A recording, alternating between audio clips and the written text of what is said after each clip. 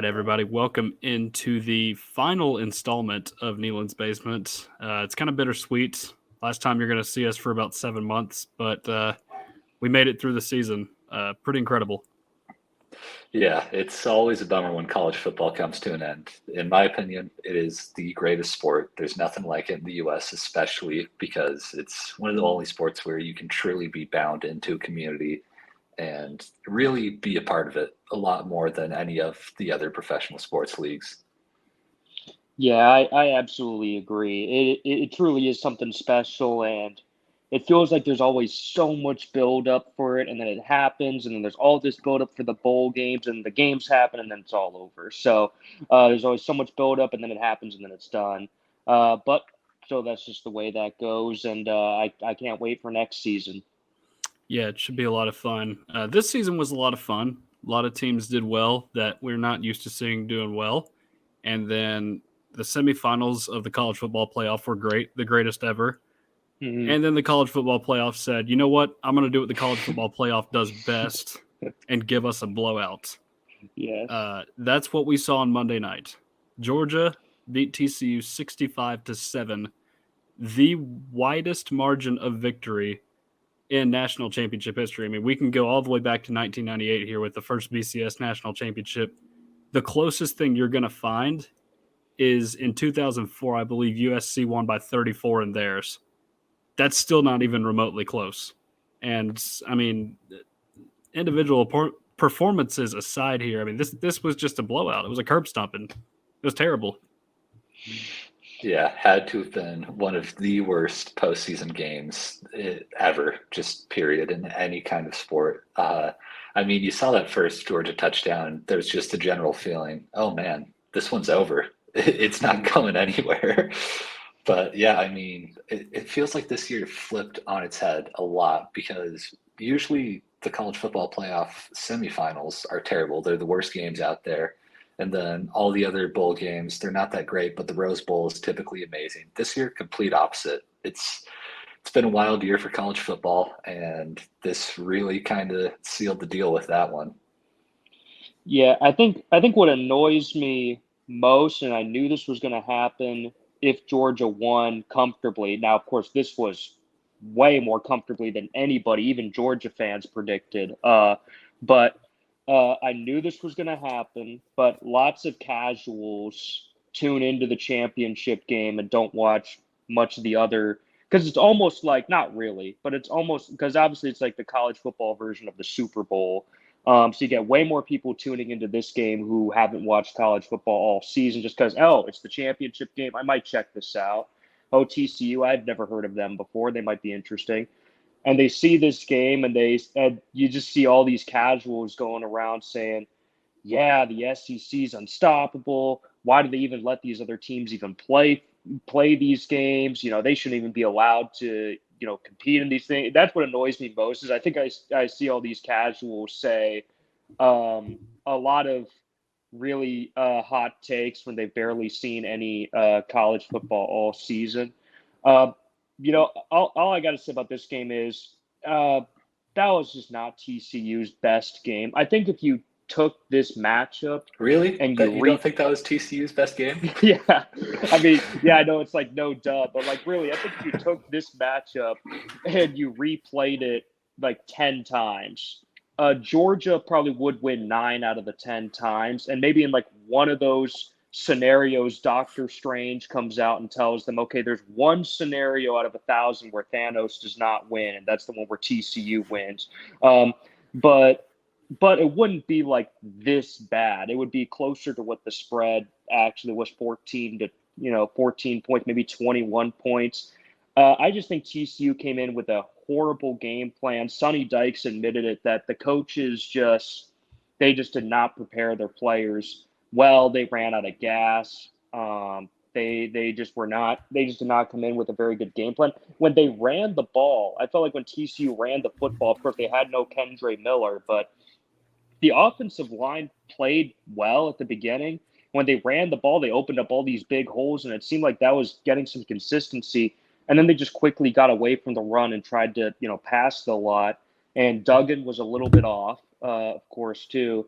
But I think they should have committed more to the ground game early and tried to have more long drawn out drives, which is not what they're used to, but I think that would have worked better.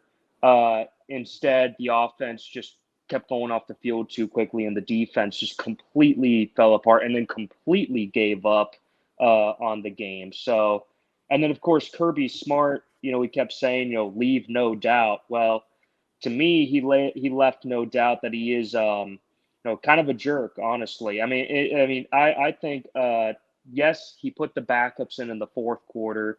So you could make the case, well, he wasn't really trying to run up the score, but he was going for it on fourth down. He was blitzing Duggan heavily when they were up by like almost 50 points. And the only defense you can make is, yeah, it's a national championship game, so hey, you should bring your best. But at that point, it's like, okay, you were just out there just to try to embarrass this team when they had clearly lost all hope and everything. So I hope somebody goes in and just embarrasses Georgia next season. I really don't even care who it is, but I just hopefully us. But even if it's Alabama, I can't believe I'm saying that, but I just hope somebody puts Kirby Smart in his place next year. I think Nick Saban was given some bulletin board material by David Pollock at halftime. I think we all saw that clip just going viral, and Nick Saban's just there at the desk, just like, okay, all right, I hear what you're saying. I'll make some adjustments, as Saban does. But yeah, I mean, this was an atrocity in every sense of the word. I mean, everybody, we have, like I've been saying, we had this great season up to this point. And then we just get this for a national championship game, which is just a complete joke. I mean, Stetson Bennett, great game for him. I mean, 4 touchdowns, 2 on the ground. Good day for him. And then Brock Bowers, of course, did what Brock Bowers does best, which is terrorize defenses with mismatches. So, I mean, there's just no other way to put it. This was the worst game by far in the postseason. And I think it's probably the worst one we've talked about on the show in terms of margin of victory, because Tennessee only beat Akron 63-6. That's 1 point less than what we're talking about here. So, and this is the national championship game we're talking about. So this. I don't want to talk too much more about this just because of how awful it was for the sport. And Devin, like you're saying, casuals are going to get turned off. And to no one's surprise, this was one of the least viewed national championship games in quite some time. For this very reason, they're going to get turned off for it, because it's when you see a blowout like this, you don't want to sit through it. That's just their reasoning, and you can't really stop them. So yeah, I mean, there's a reason why, and me personally, I felt like just the last point I'll say about this, I felt like the announcing, but again, a lot of this could have been because Georgia was just way ahead, and they probably realized the only people still watching the game were probably Georgia fans, but I watched it for a while later, and I did kind of feel like the coverage and the announcing was a little bit biased towards Georgia. But again, they were winning by so much. 65-7 is going to do that to you. Yeah, I mean, how can you really argue against a team when they're putting on that much of a show? But I think this really prompts the discussion of, I kind of want to get your guys' take on. Should we expand the playoff? Obviously, we're doing it, but this is a case where it feels like we should, but also it gives the same argument for going back to the BCS. Yeah, I think it's interesting because potentially we're going to see 4 teams in a semifinal from the SEC. Perhaps, I'm not saying that it will happen all the time, but if this is what we're seeing, then it could. You never know. Mm-hmm. And another thing I got to say about this game too: why are all these Georgia players saying we were told we were going to go 6-6 or 5-7? Nobody told you that. I guarantee you someone did tell them that. I told them, or not me. What am I saying? Kirby probably told them that to get them motivated to do it again. Manipulation going on behind the scenes. I think he just lies to his players consistently to motivate them, and that's why they're so good. I mean, like, obviously we saw going into that Tennessee game, he was like, we're probably not going to stop them. All we're going to have to do is just try and keep them in front of us, just be as vague as possible, sound scared, and then go out and do that. So I think he's a master at lying to motivate people, which as weird as that sounds, it's working. So He learned it from yeah. Saban. He Saban was did. the great manipulator to his players, and he He got was. them always motivated to play, even when they were ranked number one. And it's like, oh, well, obviously you're going to win. It's like, oh, no. Ball State is incredible. Oh, we have to stop them. I mean, I don't know, or something. We've overcome so much adversity. No, you haven't. No, you haven't. you were It's right like, here last season. It's crazy. But The only like thing I they said, can say is, the only thing they can say is, well, we were ranked number 3 to start the year when we should have been ranked number 1. no. Okay, maybe, but Yeah, it's sure. like, okay, yeah. You were it's still like, in but the they college will football be. playoff to begin with. Yeah. To me, the silver lining, though, of Georgia winning is that clear SEC dominance, because when you don't live in SEC country, people are pretty stupid, and they will try and argue with you and say that, oh, the SEC is not the best conference, when it's been clear for so long that it is. And it's okay if people hate the SEC. I'm totally fine if they do, but they have to at least admit to the fact that they hate it because it's so good. Yeah. Like I hated the Patriots forever, but I hated them because they were good, and I acknowledge the fact that they were good. That's a lot of people. Like, And you just have to give credit where credit's due, and the SEC has been the best conference, especially at the top, and because I could see the argument, because if you look at the bowl games, the middle of the pack of the SEC was not that good. But in the here's bowl games. the Like thing about Kentucky that. got embarrassed. Here's the thing: those teams aren't motivated to play because they're 6-6 and a coach is on the way out, or they've got guys hitting the portal. That's what's happening there. There's so much talent on those teams that happened too. to those other teams too. But that happened to the teams they were playing against as well, typically. But the top of the conference this year, Tennessee, LSU, Alabama, Georgia, just dominated all of their games. So when you get to the top, that's what makes the SEC king, is when you get to the top of it. The middle, other conferences can hang with the middle, but the top is a whole different story. Yeah, so that's going to be our discussion on the college football playoff championship. Like I said, didn't want to dwell on this for very long. I've probably talked about this more than I wanted to already because it was such a bad game. So let's just move on to some stuff for next year now. Let's check out some 2023 schedules of some teams that we have some interest in. First, since it's Neyland's basement, we'll discuss Tennessee. Non-conference games here. We got Virginia in Nissan Stadium here in Nashville, Austin Peay, and then to end September, at least in non-conference in September, UTSA, that's in Neyland Stadium as well. And then to begin November, UConn in Neyland Stadium. This is not a cupcakey schedule as much as some people think. Obviously UConn's been down a little bit, but they've gotten better. There are some games that I wouldn't call them losable, but they're more challenging than what we saw this year, obviously with teams like Ball State and Akron coming to Neyland Stadium. Yeah, I mean, this schedule is not too bad. I'd say it's fairly favorable, but the interesting thing to me about Tennessee's schedule is always how we rotate those big rivals, where this year we got Kentucky at home, we got Florida at home, we got Bama at home, and then it flips next season and we only get Georgia at home. So that does make it a lot harder. So this is always going to be our tougher year on the schedule. But I do think it's fairly favorable with how the other teams that look challenging have been playing. I also actually think the A&M game in Neyland is going to be a lot of fun. I do too. I think there will be a lot of energy there. And then I think we do have a good shot at knocking off Georgia, but I'm marking that South Carolina game too, because the energy in the stadium is going to be hateful, and it will be a lot of fun. Yes, that South Carolina, Texas A&M, those are going to be incredible games. I'm not going to miss those. Same with Georgia, of course. That's going to be like the Alabama equivalent of this past season. I will say UTSA, that is an interesting out-of-conference game, because originally we thought initially that's going to be much easier, but now that we know that Frank Harris has been granted a 7th year, to be their quarterback, he's going to be able to come back again, and their head coach is coming back again. When we assumed that both of them would be gone, that makes UTSA a borderline top 25 team, maybe the best group of 5 team there is. Of course, UConn, as you mentioned, Tucker, went 6-6. They're better than they have been, but they're just still not where they want to be.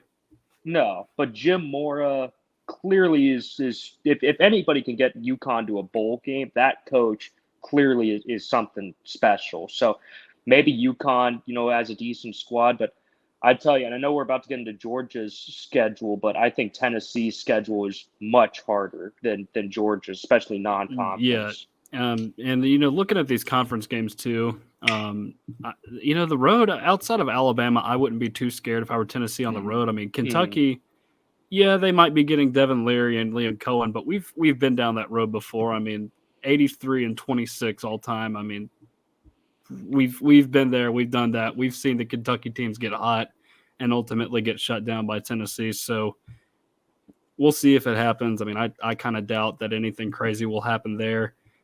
And, right now the Swamp is not a super intimidating place either because, I mean, this year for Billy Napier was not good. Obviously, they've had worse seasons than 6 and 7 in their last 10-year history. But, I mean, I did some digging into this. Tennessee, Vanderbilt, and Kentucky have all not beaten Florida in the same season since 1955. Wow. That's a long time to not do that. And, I mean, the recruiting does not look great either. I mean, right now your quarterback going into next season is Graham Mertz. And, I mean, just objectively was not great at Wisconsin. I mean, really was in a system where he just had to hand the ball off. I believe last season, too, he had more interceptions than he did touchdowns or somewhere in that neighborhood. So, that one I don't fear as much as I normally would with Tennessee going into the Swamp. And then, of course, we're talking about home games here. South Carolina, like you guys said, it's going to be hateful energy. It absolutely will be. Vanderbilt at home, I don't think is challenging. A&M at home, I don't think they're going to get any better. It doesn't look any better for Texas A&M going into next year than it did this year. Obviously, Georgia is going to be a tough game. But, I mean, if Tennessee doesn't beat Georgia next year, who's going to do it? I mean, looking at their schedule, Georgia has a great chance to repeat both the SEC championship, I mean, a national championship. They could three-peat that easily with the schedule that they got because, I mean, their toughest non-conference opponent next year is going to be Georgia Tech on the road. And, yeah, Georgia Tech finished the year all right this year. They didn't get to a bowl game. And it's Georgia Tech. They don't have the resources Georgia does.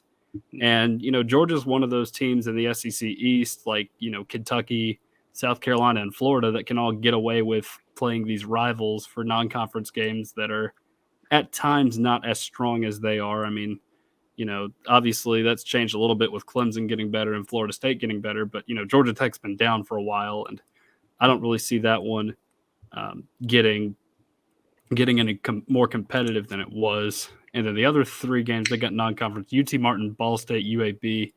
Don't see a whole lot of challenges there. So, I mean, unless Auburn is better next year, I don't really see a way Georgia loses to anybody except Tennessee if Tennessee is good enough to beat them. Yeah, I could only see hope. Like, the only other thing I could see is Alabama or LSU winning the SEC West and taking Georgia down in the SEC championship. Yeah, there's just such a clear path for Georgia to get back in. And it's always tough for Tennessee because no matter what we do, we are always going to have to play Alabama and Georgia. So our road is always a lot tougher, but I really do think we have a solid shot at knocking Georgia off next year, especially in Neyland Stadium. That's a huge help. And it comes at a good time, too, because now Kentucky is a lot weaker than they have been. Florida is weaker than they have been in a very long time. We're set up pretty nicely to take a stab at the SEC title. And I think next year we can do it.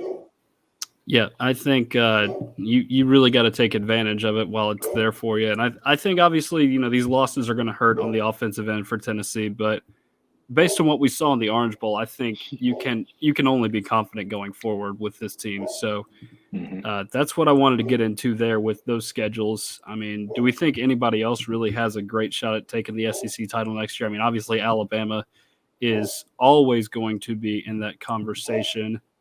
I mean, let me take a look at their schedule real quick.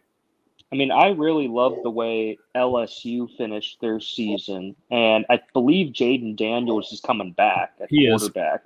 So that So so obviously LSU and South Carolina, because South Carolina is getting Yeah. Spencer Rattler back as well. Those two teams will have a massive advantage getting their quarterback back, because all the other Yeah. teams, including us, of course, will all make different starting quarterback changes.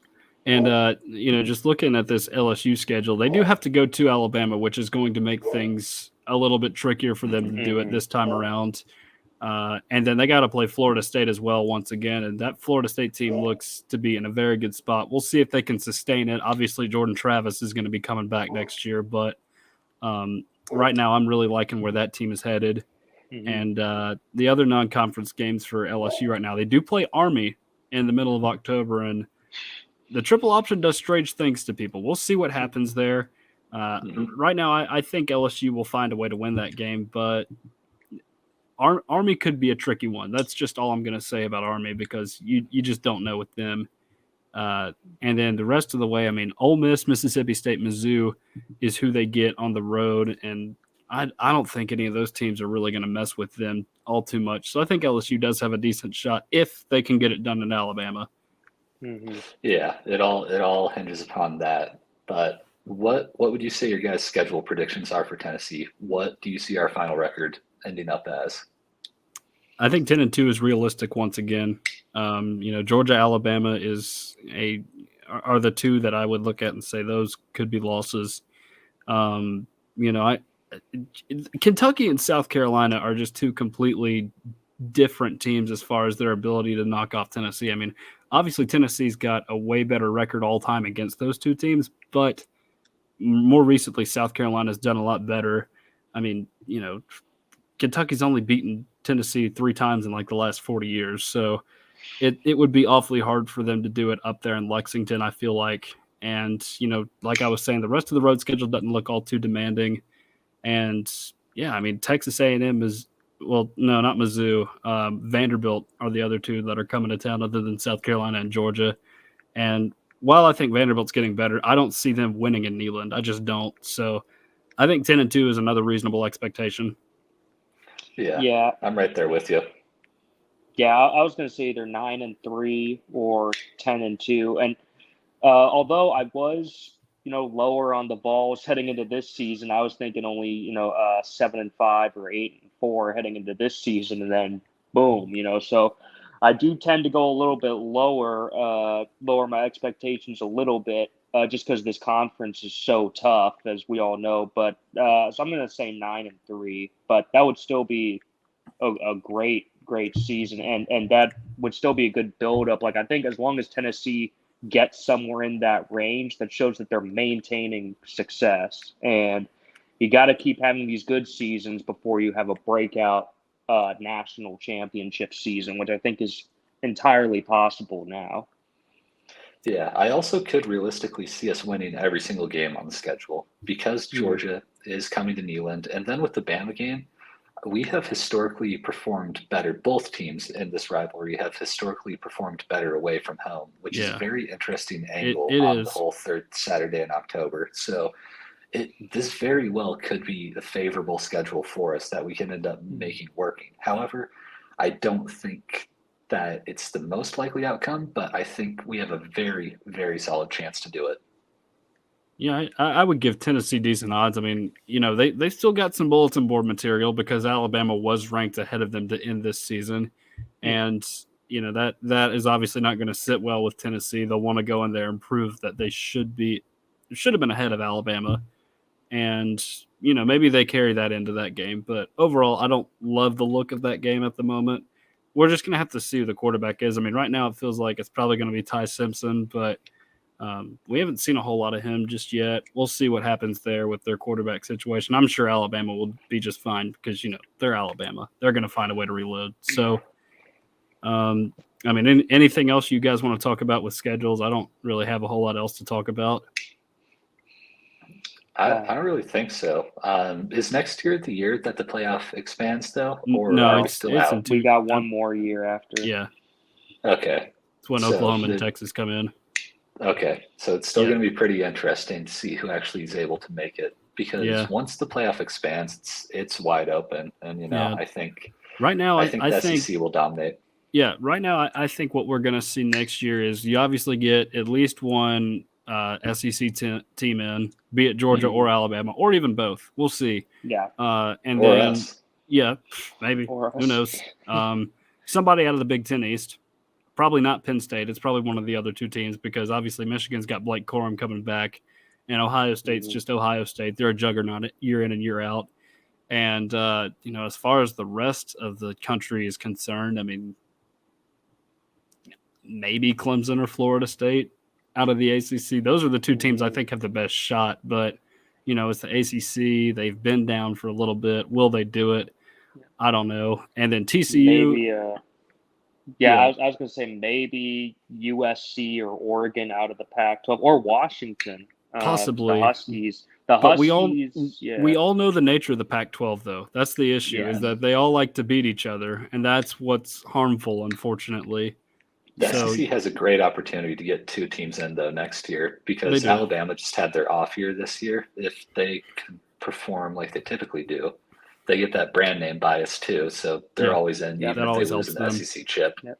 Yeah. Notre Dame, they could make a ride there with the way Marcus Freeman's got that team trending. Yeah, actually, let me take a look at their schedule real quick because that's a team that is always interesting They play to watch. Clemson next season. Yeah, that'll be at Clemson, so we'll see how that goes. Let's see. Losable games. They got Ohio State in South Bend. Maybe there's a shot there if they can beat Clemson at home last year. USC, of course, is always on the schedule for them. That could be demanding. And then at Clemson, that's a tough one. And then they got a couple other games on the schedule that are to be determined as well. But they've got to play at Duke, at Louisville, at NC State. And those are all respectable ACC teams. Yeah. I mean, they're not your Clemson or Florida State right now, but they're all pretty respectable teams from what I can see. So it would be a tough it'd be a tough stretch, I think, for Marcus Freeman to get them to the playoff next year, but we'll see. Yeah, if they can win 2 out of those 3 big ones you mentioned, Ohio State, Clemson, and USC, then they win the rest of their games and go 11-1, I could see them getting in one of the 4 playoff spots. Yeah, and then I think another big question a lot of people have is, can TCU sustain the success that they had? And I just don't know. I think so. I really think because one thing that's not being talked about a huge amount is they got because of course going up against Georgia, the talent discrepancy was obviously there. The lack of 4- and 5-star players was clearly there, but they're getting huge transfers from Alabama, getting Tommy Brockenmeyer. There's a lot of people coming over from Alabama. Exactly, and so the way I look at it, TCU winning a playoff game. Because no matter what was going to happen, now it obviously was embarrassing in the championship, but upsetting Michigan, I think, is going to cause this TCU team to be able to. If they had lost to Michigan, then I don't think they could sustain the success. But beating Michigan and getting the brand recognition and getting all the way to the championship is going to help them get all these big time transfers: Brockenmeyer, JoJo Earl, and I think they're going to be able to maintain, maybe not have quite this season again, but I think they can maintain a good level of success, at least before the playoff expands. Yeah, and I think another thing with them in the Big 12 right now is that the powers that be in the Big 12 are down from what they have been. Oklahoma and Texas, they're not in a great spot right now. Obviously, Oklahoma had its worst season since '98. Oklahoma State, there's a mass exodus going on in Stillwater. It's not good. And then Texas of those teams is probably in the best position right now, but they still went 8-5 this year. Yeah, they went 8-5 this year. So with all those teams down, and then all your other kind of mid-tier, we'll get to a bowl game type Big 12 teams, kind of in the middle of the pack. Once again, there's not really like a Baylor that's doing well. I mean, Kansas State's Kansas State. The ceiling is only so high at Kansas State. So, and Texas Tech, same way. They had a really good season, though. But so it'll be interesting to see what they can do going forward. They, of course, crushed Ole Miss in the bowl game. There's just not a lot of high ceilings out there in the Big 12 and at some of these schools. I mean, particularly the Kansas schools, Iowa State, Texas Tech's another one. And maybe Baylor has another one of those weird seasons in them where they get good. Who knows? Because they kind of come and go. They're either like 6-6, or they're miserable, or they're like 11-1. Double-digit win, yeah. Yeah, you can't figure out Baylor. They're really weird. Yeah, the Big 12 is going to be very interesting to watch next year, especially with Texas and Oklahoma on the exit from the conference. I mean, Oklahoma just, I don't know what to make of them quite yet still. I know they were really bad this season, but I don't think it's too far-fetched to see them doing quite well again next season. Yeah. They're always a team that can be right back in the mix just with the talent level that exists over there. But as far as Texas goes, the Texas teams have gotten pretty out of control, and they're all kind of on the same level of being 8-4, 6-6 teams. So it's really bizarre to watch what happens down there and how they just end up beating each other all the time. So I think TCU has a lot of competition that's on its level, and this year they just found a way to win against all of them. But next season, I don't think it's going to be as kind to them. I think they're still going to be a great team and a respectable team. Sonny Dykes is a great coach, but I don't see them repeating this same success probably ever. Yeah, I think it would be awfully hard for them to do that. Devin, you were mentioning something about the transfer portal with TCU. That's actually what we're going to talk about here next. Obviously, one can only just glance at the transfer portal because there's just so much going on in there. Mm-hmm. So we're going to try and tell you what we know about the transfer portal. Let's just put it that way. First of all, let's talk a little bit about Tennessee. They had some pretty big signings recently from the portal on, Monday. They got 3. Dante Thornton from Oregon. That was the first big one. He's a receiver, 6'5" receiver. Can be used in the slot, which is interesting. So they got him. They got a defensive lineman by the name of Omar Norman Lott. He is from Arizona State. Played a pretty good amount in 2021. Not as involved last year, or this season, rather. And then John Campbell III committed from Miami over Florida and Florida State. So those were the 3 big ones they got from the portal on Monday. What are you guys thinking about these guys? I am very high on Dante Thornton. I think he's a great fit, especially with Joe Milton. I think there's going to be a lot of magic happen there. I mean, 6'5", has a lot of speed, has a lot of good moves in his blanking on the word. He's got a lot of good moves in his deck, I guess, but that guy can play ball. I think that just the size advantage, the speed, combined with Joe Milton being able to throw bombs, it's going to be a real exciting sight to see in Knoxville. I think there's going to be fireworks all over Neyland all the time with that kid there. Yeah, Dante Thornton's really exciting. Just imagine, like, you're on defense, you're the defensive coordinator, and you got to try to figure out a corner that can match with Brew McCoy and another corner that can match with Dante Thornton. You have to have size on the outside. Most teams don't have that much to cover 2 guys like that. So that's just going to be really exciting to see those sets. Of course, the receiving core is going to be just fine. And the only thing that concerns me about Tennessee is, how they're going to make the replacements at offensive line. But at the end of the day, I think overall the offense is still going to be just fine. They're going to be just great. Yeah, and they got a guy for the offensive line as well, and John Campbell III. So that helps out a lot as well. And I like what you guys are saying about Dante Thornton. I think he is a guy that can really contribute to this offense. I mean, obviously you've got 3 guys that are coming back that were really good last season. And now you bring in this guy. There was always kind of talk that Tennessee was going to bring in a guy from the portal. And they did just that. I mean, it's a popular landing destination with Kelsey Pope, and you got guys, you got good quarterbacks that are throwing to you, and it's a fun system to be a part of. So I think it's going to be really popular for years to come. I'm really liking the Omar Norman Lott transfer that Tennessee got. He's a defensive lineman, and we needed a guy to fill in for Latrell Bumphus now that he's going to be on his way out. He's just out of eligibility now. I don't know if he's actually going to the draft or not, but it's a good landing, and they needed another guy to play up front there next to Amari Thomas.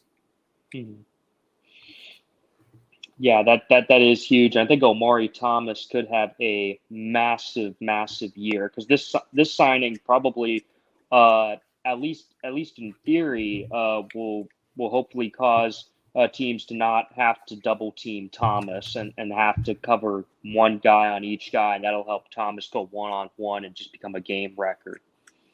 Yeah, and we all know that Tennessee needed defense to get through to next season and break on through into the top of the top, the cream of the crop.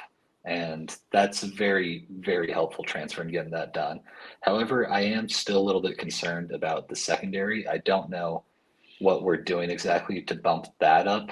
But obviously, we also in the portal, I believe Jawan Mitchell just entered his name, which that is was an one that I forgot interesting to one. mention, but we do need to mention it. Jawan Mitchell did hit the portal on Monday for Tennessee, and this is the second time he's hit the portal now. He originally transferred to Tennessee from Texas, and I think injuries did pretty much limit him to not playing all of 2021.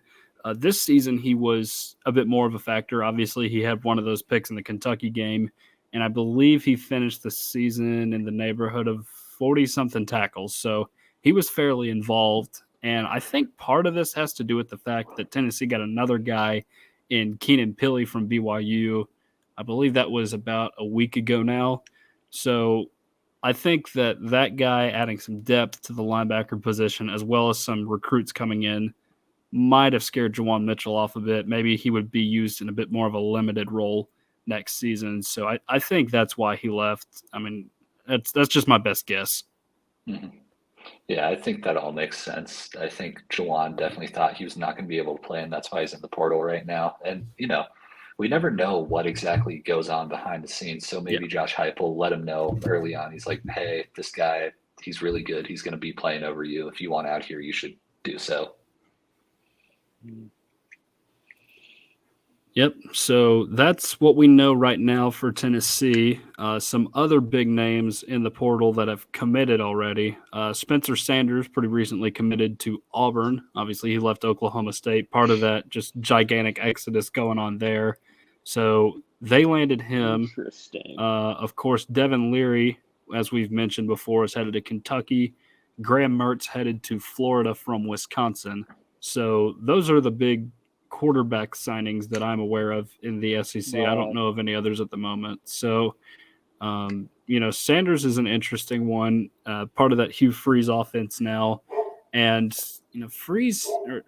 Sanders had a little bit of an interception problem this year. And maybe Hugh Freeze can help him out there a little bit. I don't know. I mean, when he was at Ole Miss, Bo Wallace had the same interception problem, so we're going to see if it happens. But to me, I think Spencer Sanders is better than anything that Auburn has got right now. Yeah, I feel like that's a definite step in the right direction for Auburn. It's a huge morale booster alongside the fact that he is a pretty decent quarterback. I think that landing a big name in the portal is definitely helping to make sure that Auburn brand doesn't get completely destroyed by just the past couple of seasons, because it really has been a school that's been very, very down in the SEC, which has been rather uncharacteristic for where they've been in the past, winning a national championship rather recently too. And just seeing the fall from grace has been pretty wild, especially sad too, because of how rabid that fan base is. But Auburn, they got a huge problem with management of that whole entire school. Yeah, the entire athletic department just needs to weed out all the outside noise before they can really start getting something going. But Sanders, I mean, that's breaking news to me. I had no idea Spencer Sanders was going to Auburn, but that's a huge get, of course. Great dual threat quarterback. He's certainly had his moments. He was great in the first half of this past season, but then it all just fell apart for Oklahoma State. And I think Sanders, he's one of those guys, and Sam Hartman, of course, going to Notre Dame now. Hartman kind of has a similar problem where, if he makes a couple of mistakes early on, fumbles the ball, maybe throws an interception, it just all completely falls apart. So somehow Spencer Sanders needs to get in the right headspace of If he makes a mistake, just move on from it. And now he's going up against SEC defenses, which are going to be ruthless. As we've seen, I mean, he's going to have to play against Georgia. He's going to have to play against Alabama, LSU. That's going to be ruthless. Even Mississippi State might be getting better on defense. So it's going to be tough for him, certainly. He's going to have to figure out a way to get out of get into that headspace, because it's likely that he's going to make a couple of mistakes in a game, and that's okay. He just can't make like 5. All right, I'm going to dive into a few more big names here in the portal. This one was just announced like a matter of minutes ago. Jordan Birch, the defensive end from South Carolina, has officially committed to Oregon. Easy to see why. Dan Lanning is a great defensive mind, obviously hired away from Georgia after they won the national championship last season. Who wouldn't want to be in that system? But South Carolina is a team that's confusing me a little bit, because a lot of their success that they had this year came from guys that they got through the portal. However, there also seems to be a lot of guys leaving, like big name players leaving from South Carolina in the portal. So I don't really know what's going on there, but still, either way, big pickup there for Oregon. Mm-hmm. All the names leaving from South Carolina strikes me as odd too, because they had a rather successful season for what a team like South Carolina is capable of.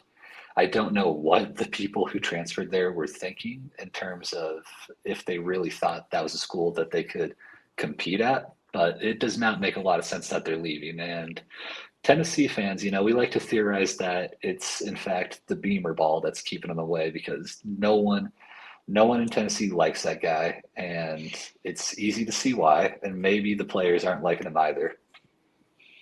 Yeah, there's definitely some kind of weird culture issue going on behind the scenes, because you guys are right. South Carolina, I mean, I expected them to go 6-6 this past season, and they had 2 huge upsets, of course, and went 8-4, and then barely lost to a really good Notre Dame team in the bowl game. So, I mean, they had a really great season from where they were, so it doesn't make any sense. So there's got to be something behind the scenes, because something always explains why this is happening, regardless of whether we know it or not. But there's something going on. Yeah, a couple more from South Carolina, actually. Jaheim Bell, their tight end, is headed to Florida State, which is a massive pickup for the Seminoles. Mm-hmm. And then here's another one that is something I've never seen before, but it's happening, and I don't understand why it's happening. Austin Stogner, backup tight end for South Carolina, is headed to Oklahoma. You know where he transferred in from South Carolina? Oklahoma. Why? I don't understand it. Now we got guys going to and from schools in stints. I mean, this is officially just free agency now is what this is. It really is. And that was one of the other interesting things I kind of wanted to talk about too, about how Jalen Wright put his name in the transfer portal and then came back after we gave him this big NIL deal. So I'm starting to wonder if players are just like, okay, I'll put my name in the transfer portal, and whoever comes to me and says, I'll give you this amount of money. But the weird thing is Jalen Wright never left Tennessee. Yeah. Stogner was at Oklahoma, transferred to South Carolina, played there for a season, is now headed back to Oklahoma. Yeah. I don't understand. Maybe he just wanted a vacation. Possibly. I don't know. A year-long vacation with Beamer ball, sure. I mean, maybe we're thinking about it wrong. Like, maybe it's not Shane Beamer that's driving these guys away. Maybe it is Spencer Rattler. I mean, a quarterback as a leader of a team makes a huge difference. And initially, Stogner left with Rattler to go to South Carolina together because they were kind of buddies. Yeah. So Stogner leaving Rattler when Rattler's coming back for another season. It's kind of weird to leave your friend hanging there. There must have been some kind of fallout. And Rattler's been known in the past, but that was, of course, a long time ago before he became a college player. But there's some old videos of Rattler not really being the best teammate, if you can find it from high school and stuff like that. So maybe some of that attitude problem is carried over to college.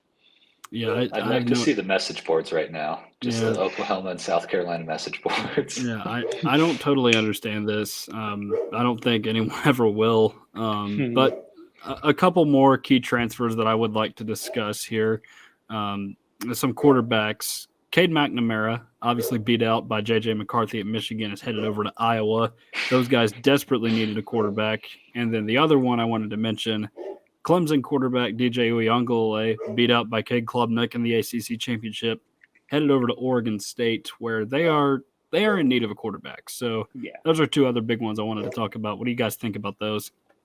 I think DJ Uiagalelei could be really fun at Oregon State, just because the Pac-12, it's a lot different in terms of just the bright lights. I feel Clemson is one of those schools where you're under constant scrutiny. Then you transfer to a place like Oregon State, you got a lot more room to play and roam around, and football just is not as important over in the West. I hate to say it, but a lot of times it is true. And I think that's a perfect place where he can actually begin to thrive and get his pick problem under control and actually learn how to throw the ball. I think it's a great fit for him, especially with Oregon State's head coach being a former quarterback himself. We've seen a lot of quarterbacks benefiting from that. And so I think that's a great pickup for them, and I think it's a great fit for him. And as far as the McNamara one goes, I don't know what kind of meth you're smoking if you're going to Iowa as an offensive player. That blows my mind. Yeah, and I guess I'll start off with DJU as well. I think that is a brilliant move by him to go to Oregon State. Obviously, as Dom just said, and it's not just that, like, going to a Pac-12 team. Oregon State is obviously like one of the smallest brands in all of Group of Five. So they're always a little bit under the radar, even if they have a great season.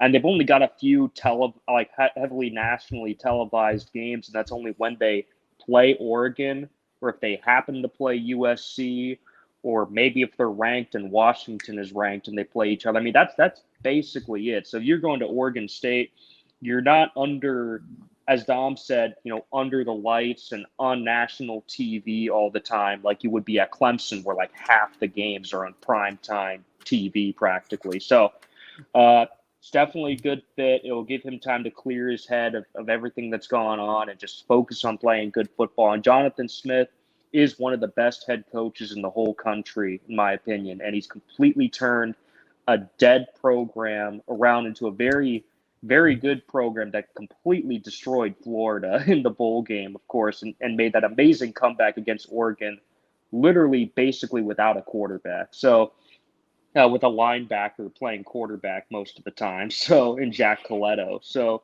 if they can do that, just imagine what they could do with a decent quarterback. I mean, wow. But now for Cade McNamara, I guess that's an improvement for Iowa. I mean, it's just going to be like think it is. Down. Yeah. Petras had 5 touchdowns and 5 interceptions the entire season. So yeah, I'd call that an improvement. Yeah, he didn't get as many touchdowns as Russell Wilson has bathrooms in his home, which was an important stat we were tracking for Russell Wilson.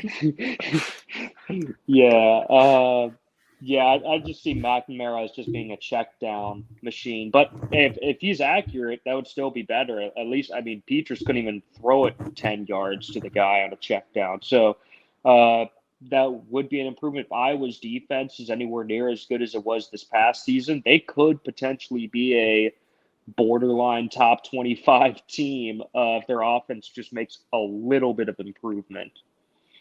All right, just a couple more that I wanted to talk about because I feel like we just have to talk about these since these guys are on their one of them's on their third school, the other's on his fourth. The first one I wanted to mention was Keaton Slovis. He is headed to BYU from Pittsburgh.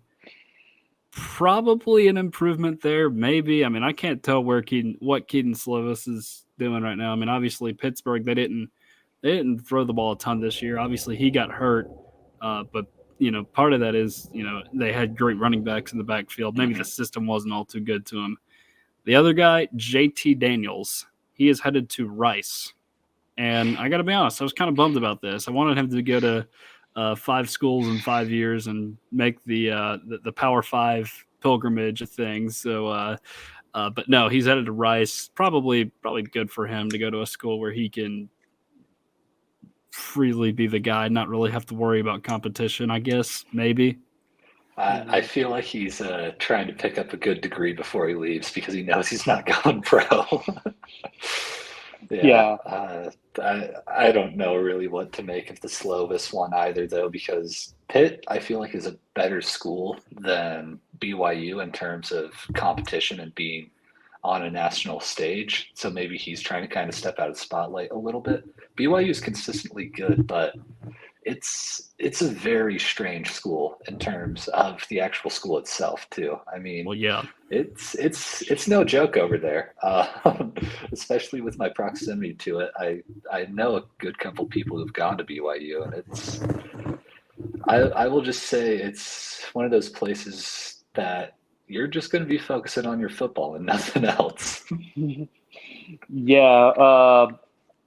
Yeah, with Slovis, I mean, well, BYU, I mean, they are one of the teams entering the Big 12 soon, and so they are getting a little bit more serious. And I will say they have consistently had a pretty good offensive line, so I understand the thinking behind that. He wants some good protection. He's been banged up a lot, so he wants to actually have a season where he's healthy the whole season. Because with Pittsburgh, as we saw when Tennessee played Pittsburgh, Slovis looked pretty good, He looked great at the beginning, and he had a lot of potential this season. And of course, he got hurt again. So I think part of it is BYU's got a really good line. Maybe if he's thinking, if I play an entire season and make BYU look really good, that'll make my draft stock go way up. So I understand that thinking. As far as JT Daniels at Rice, I mean, the only thing I know about Rice is that currently their offensive coordinator was famous Washington Huskies quarterback Marcus Tuiasosopo, and he was a great quarterback for the Huskies, and so maybe that's the thinking behind that. I don't know. And Rice had a freshman quarterback that looked pretty solid, so I don't know. Maybe he's thinking, well, if I can make Rice competitive, maybe that'll drive my draft stock way up. If we have like at least an 8 or 9 win season, which would be unheard of for Rice football. Yeah, Slovis is definitely going to BYU for that protection. I mean, with COVID eligibility and, just the way BYU functions in general, you've got 30-year-olds up there blocking for you. Yeah. So, Yep. that's what he's getting out of that. Line full of Stetson Bennett's. Yep, more than Stetson Bennett. That's Stetson Bennett on steroids is what they got there. Pretty much. That's Stetson Bennett's weight times 20, basically. Yeah, well, no, that plus his age by a lot. So, he's got some good protection up there, I guess you could say. But that's all I'm going to go into with the transfer portal. I mean, you can sit here and talk all day long about it. I mean, there's just no end to it. There's really no end to it, and that's just the nature of college football right now. Is you get guys hitting the portal all the time, and what can you do? So we'll end our show and our season with discussing a little bit of way too early rankings for next year. All right, so as you might expect, Georgia is sitting at number 1 in ESPN's top 25 for next year. Ohio State sitting at number 2, Michigan at 3, Florida State at 4, which is fascinating. I think there's just a lot of belief in the returnees there. Bama is at 5, Penn State at 6, USC at 7, LSU at 8, Oregon at 9, Tennessee at 10. That is your top 10. What do we think about this? There are a lot of teams above us that I would consider a war crime to rank above us. I don't think that LSU, I don't think that Oregon, I don't think that Penn State.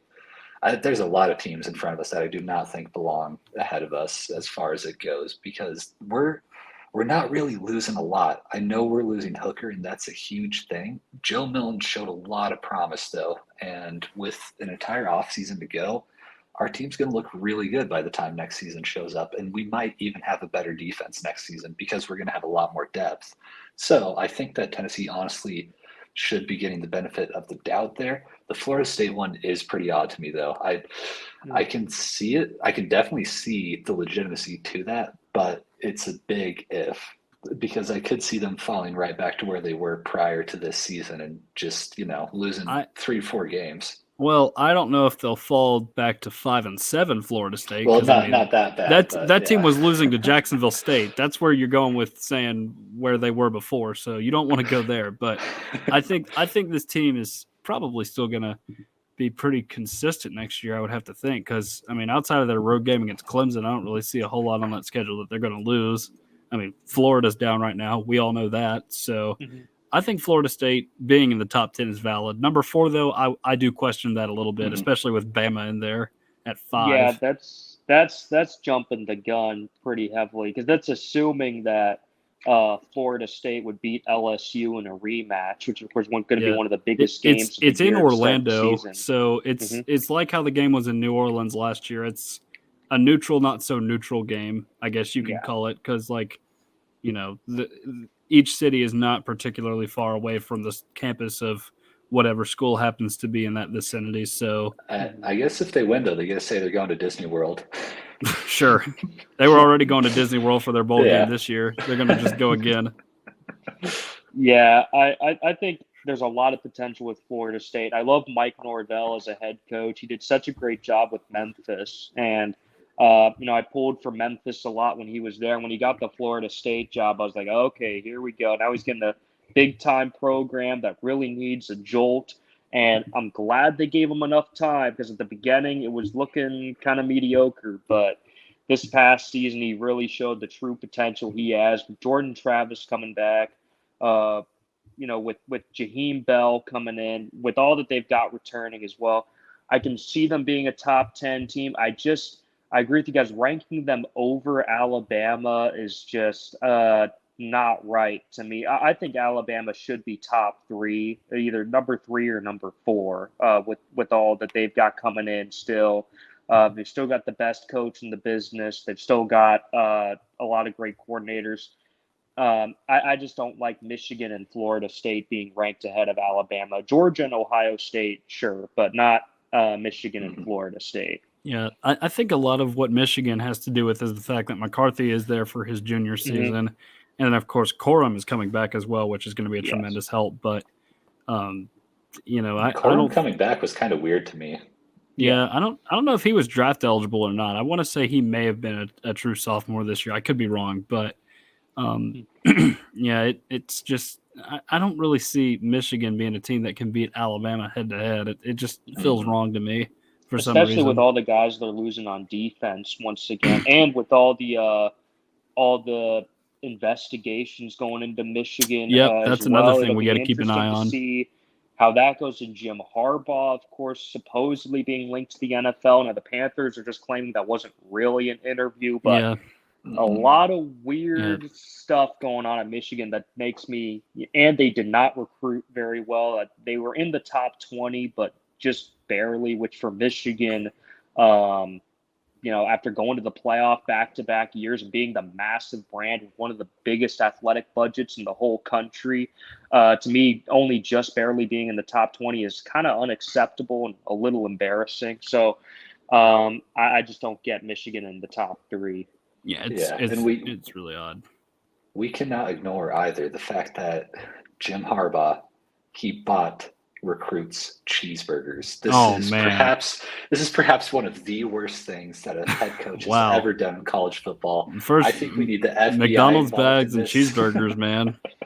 I think we need the FBI involved in this because clearly this guy cannot control himself. He's paying these poor kids and manipulating them with billions of dollars in cheeseburgers. The NCAA always spends all their money and time on the most important of issues. Yes, on cheeseburgers, they spend it on barbecues with Bruce Pearl. Yeah, that's what they're going to be spending their issues on. Yes. Yep. Yeah, just ignore all the Mercedes cars that the Alabama players have. We got cheeseburgers we got to look at. Exactly. Oh, Nick Saban owns a Mercedes dealership, and all these players have Mercedes? That's weird. Oh, wait, let's not look into that. Nope. Nick Saban's doing everything the right way. Can't investigate him at all. Not at all. He's never done anything wrong in his life except for lose. No. Yeah. Not at all. All right. That is going to do it for us today on Neyland's Basement. It was a great season up until it wasn't a couple nights ago. But, thanks for hanging in there with us, and we really appreciate everybody out there for listening. For Devin Hoke, for Dominic Throngard, I'm Tucker Harlan. We will see you guys in August.